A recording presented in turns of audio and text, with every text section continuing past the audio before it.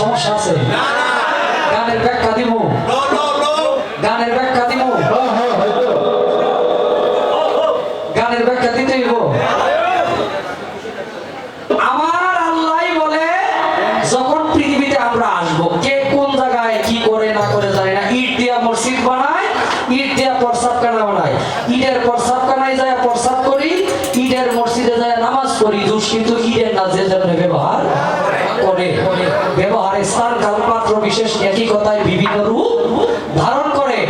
আমার আল্লাহর সাথে আমি যখন দুনিয়াতে আসবো তখন আমার কথা হয়েছিল কি, প্রত্যেকটা মায়ের গর্ভ থেকে সন্তান দুনিয়াতে আইসাই কি কান্না করে না?